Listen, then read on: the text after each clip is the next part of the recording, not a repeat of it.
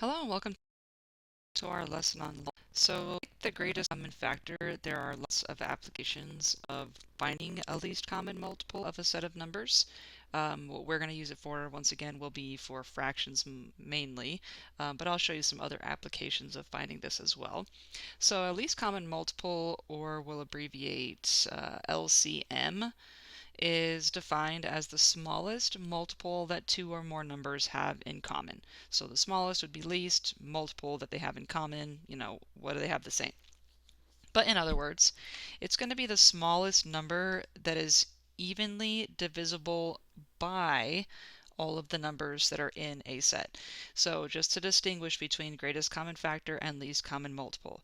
With the greatest common factor, your greatest common factor divides into your set of numbers, and with the least common multiple, your set of numbers divides into the least common multiple, or the least common multiple is divided by the numbers in the set.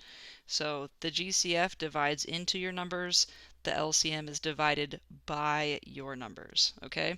So, for instance, I'll look at a couple of sets here. Sometimes you can tell, if you have experience working with fractions and thinking about finding common denominators, that's the concept. You may be able to look at a set of numbers and tell, like for 2, 4, and 8, I know that the least common multiple is going to be 8. Or for 5, 10, and 15, I know that the least common multiple is going to be 30.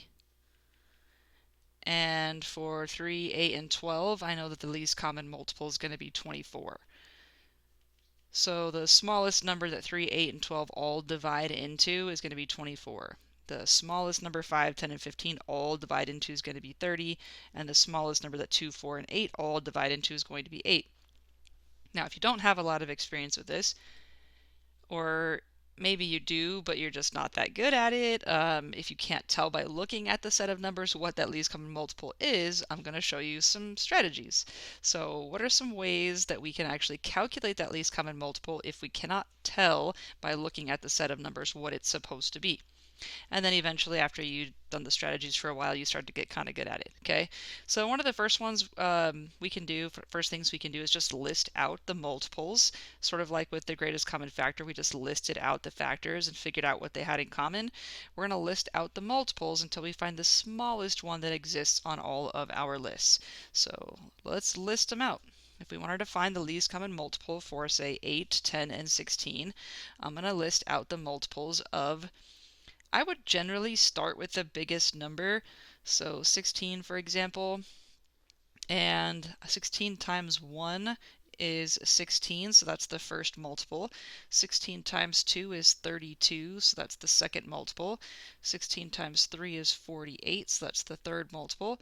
16 times 4 is 64, so that's the fourth multiple. 16 times 5 is going to be 80. I said 80 and I'm writing 18. 80, so that's the fifth multiple, and I would stop there even though I can continue the list. And this is the reason why I use the biggest number first. Once I get to a number that I can see the other numbers divide into, I'm going to stop. So looking at the numbers on my list, so 16, for example, the first multiple, I could divide by 8 but not 10. 32 I could divide by 8 but not 10. 48 I could divide by 8 and not 10. 64 I could divide by 8 and not 10. But 80 divides by 8 and 10, so I already know 80 is going to be the number. But just so you can see, I could continue making my list of multiples. So 10 times 1 is 10, times 2 is 20, times 3 is 30, 40, 50, 60, 70, 80. I could keep going here, but I've got 1 in common. And then if I do this again for 8, times 1 is 8, times 2 is 16, and then 24, and then 32, and then 40, and then 48, and then 56, and then 64, and then 72, and then finally 80. So again, the list of multiples will continue, but the smallest multiple that they have in common is going to be 80. Now, if you're doing this work on your own, then obviously once you find it, you don't need to keep creating these lists, but just so you have one for your notes that's complete. So again, I would use this notation to say that the least common multiple for 8, 10, and 16 is 80. Okay, so one option is to list out your multiples again.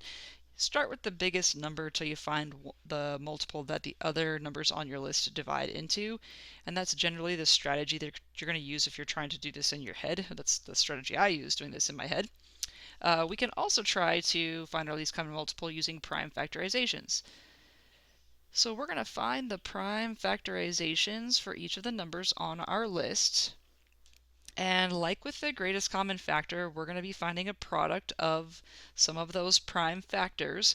But instead of the ones they have in common, we're going to find a product of all of the prime factors that exist on our list and the highest exponents that we see with them. So this is a little tricky.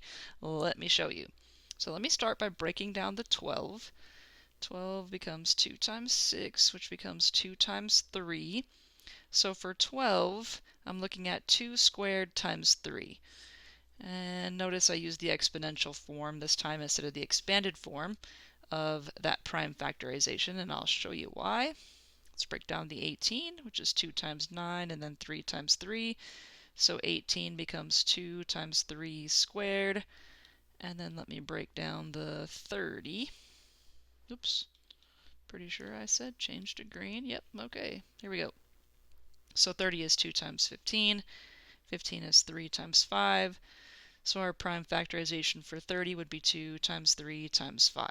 Okay, so when I go to find my least common multiple using the prime factorizations, what I'm going to do is include any factor I see on my list, any prime factor. So I see 2s and 3s and 5s, which means in my least common multiple, I'm going to have 2s and 3s and 5s. So there's going to be a 2, there's going to be a 3, there's going to be a 5. But what I need is to repeat it the maximum number of times that it repeats in any one of our numbers. So the highest exponent in this exponential form that we see, we're going to take with that prime factor. So if I look at all my factors of 2, the highest exponent I see is the square there, which means in my least common multiple, I'm going to need 2 squared.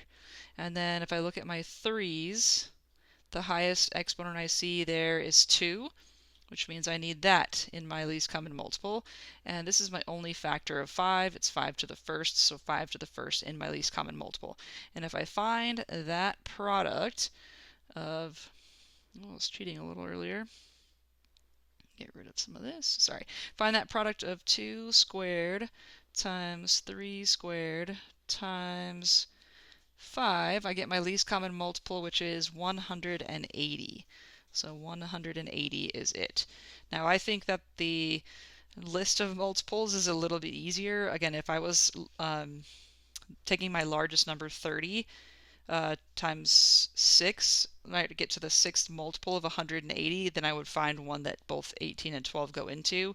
Now it's easy for me to see that 18 would go into 180. Maybe it's not as obvious looking at the 12. So again, not every method is going to be perfect for every situation or for every person. So use what works for you. This strategy is definitely works, but it's a little tricky. Now another way that we can organize the prime factorizations to find the least common multiple is once again using a Venn diagram. So just like the greatest common factor, we've got all the options, we're just kind of using them differently. So the product of the numbers in the union this time of a Venn diagram of the prime factorizations is going to illustrate the LCM this time. So we're going to try this for 36 and 48. Again, I need the prime factorizations. So let me break down the 36, which is 2 times 18, 2 times 9, and then 3 times 3. So 36 is going to be 2 times 2 times 3 times 3. And then because I'm putting this in a Venn diagram, I'm going to keep these in the expanded form. Let's look at the 48. 48 is 2 times 24, 2 times 12, 2 times 6, and then 2 times 3. So we're looking at 2 times 2 times 2 times 2 times 3. So there's what we've got for 48. Okay, now if I'm putting this in my Venn diagram, let me cheat. make my terrible rectangle into a perfect one. And same for my circles. Okay, so I've got the number 36, and I've got the number 48. And if I'm making my Venn diagram, the overlap is what they have in common. So what they have in common, let's see, they both have a factor of 2, they both have a second factor of 2, they both have a factor of 3, and that appears to be all. This might have been the same example we did before, so I can't remember. So 2 times 2 times 3, or 2 and 2 and 3, those are the factors that go in the intersection, the overlap, what they have in common. That's what our GCF would be. And then I have a leftover factor of 3 in 36, and I have a leftover factor of 2 and another 2 in 48. And I can just double check that I did that correctly. So 3 times 2 times 2 times 3 is my 36. 2 times 2 times 3 times 2 times 2, there's my 48. Okay, now we already established that the intersection, so the intersection which we are finding here, is going to be our GCF.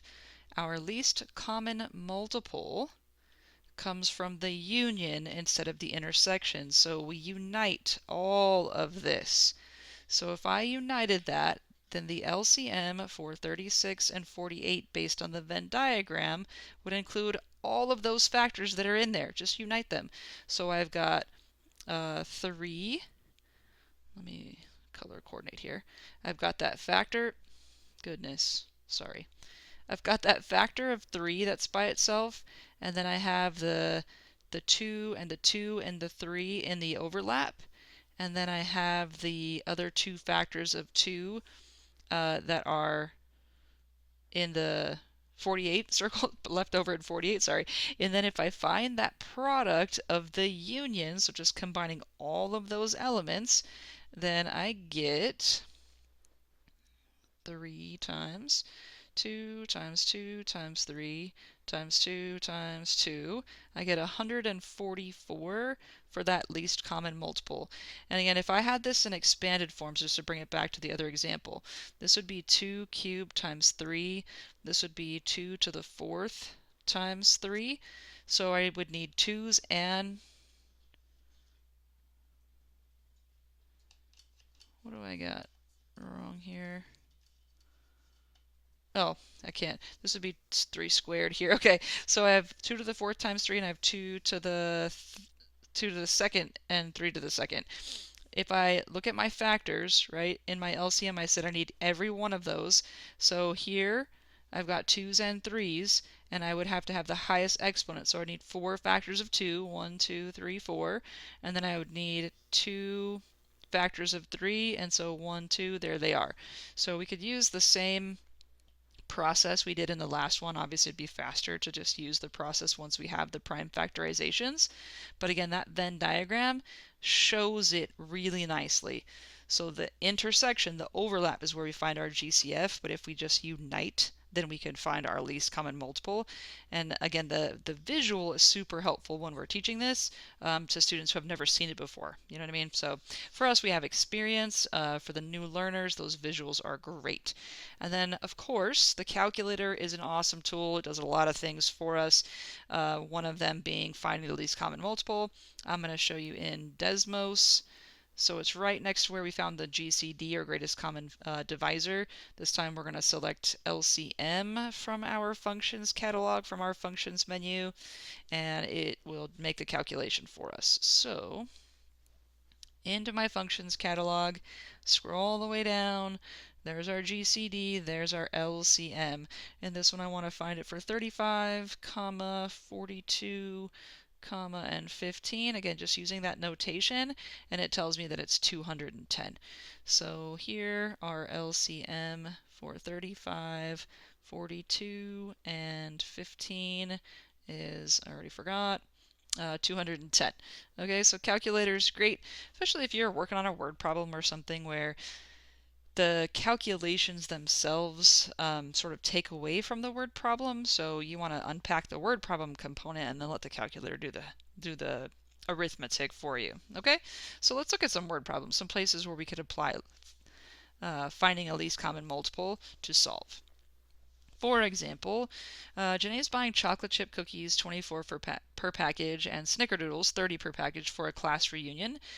We want to find the smallest number of packages of each kind that she must buy to have an equal number of each type of cookie. How many total cookies will she have? So again, to distinguish between the greatest common factor and the least common multiple. Greatest common factor, we're dividing into. So taking something and divvying it out. Here we're our LCM is something that is divided by, like in these, think about multiples, you're going to be multiplying and making things bigger. So we're not just going to have 24 cookies or 24 chocolate chip cookies and 30 snickerdoodles, right? We're buying multiples of these for this class reunion. So making the number bigger, multiplying it out instead of dividing it into smaller pieces like we were doing before. Okay? So let's find that least common multiple for these numbers that we're looking at here, which is the 24 and 30, and then we'll unpack how to answer the questions. So we have least common multiple for 24, 30, and that's 120. Okay, so now we know our least common multiple is 120, and let's figure out what that 120 is. That's the smallest. We want to find the smallest number of packages, and 24 and 30 is a number that's related to the number of cookies per package. So we're looking at 120 cookies of each type of cookie, I think. So how many total cookies is she going to have? 120 is our least common multiple. Let's take the 120 and divide it by the 24. 120 divided by the 24 is 5. So 5 packages of chocolate chip cookies would produce 120 cookies. If we took the, I've used blue, 120 cookies and divide by 30 per package of snickerdoodles. Oh, I should label this. 5 packages of chocolate chip. Hopefully we're okay with abbreviating chocolate chip. And if I take the 120 and divide by 30, just cheat here, I get 4. So 4 packages of the snickerdoodle. Okay, so if she buys 5 packages of the chocolate chip and 4 packages of the snickerdoodle, that's the smallest number she can buy to have the same amount of each type of cookie, and that is going to be 120. Now, if she buys 120 chocolate chips and 200 or 140, gosh, I can't talk. 120 chocolate chips and 120 snickerdoodles, then she's going to have 240 total cookies. Okay, well, let's look at number 2. So Jacob and Kaylee both have electric cars, but they only have one charger at home. Jacob needs to charge his car every 4 days. Kaylee needs to charge hers every 6 days. If they only charge their cars when necessary, how often will they need to charge on the same day? So again, this is going to be, we're going multiple days before they end up having to charge on the same day. I'm finding a least common multiple. So the least common multiple for 4 and 6, which, again, if you know what this is, great. If you need your calculator, also totally fine. If you want to go through the process for practice, whatever floats your boat.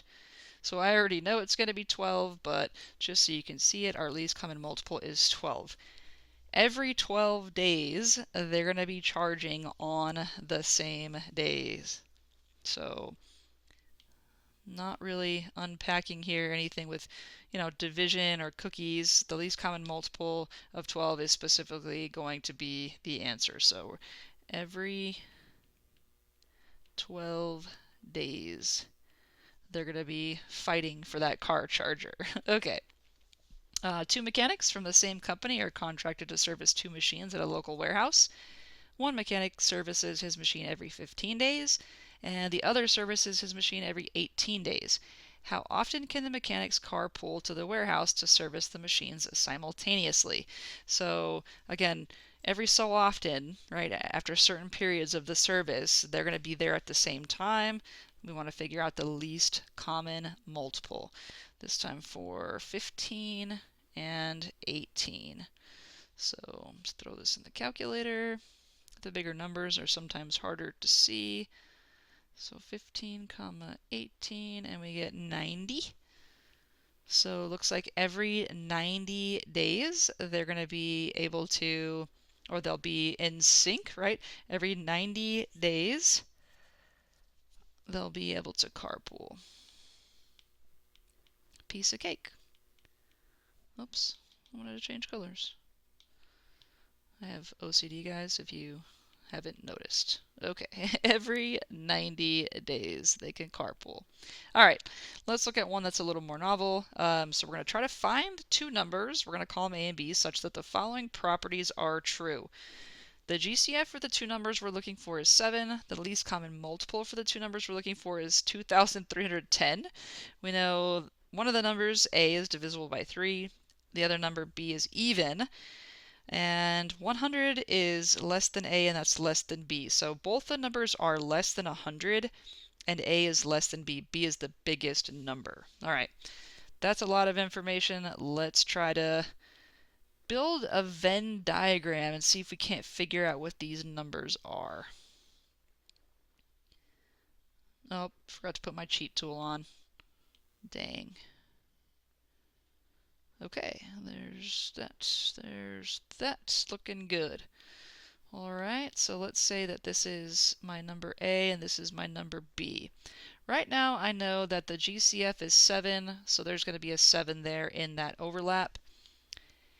And the least common multiple is 2,310.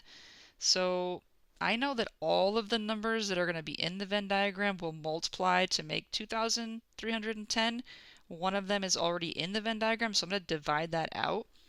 If I take the 2,310 divide by 7, what do I get? 330? Don't trust my math. 2,310 divided by 7. Look at that, I can math sometimes. All right, so the remaining factors that are going to go out here are going to multiply to make 330 because all of them and the 7 will make the 2310. So let me break down this 330. 2 goes in 165 times. 3 is going to go into that 55 times, and then 55 is 5 times 11. So those are going to be the remaining factors in my Venn diagram. The question is, where do I put them? Well, it says that A is divisible by 3, so I'm going to go ahead and put the 3 here to make sure that happens.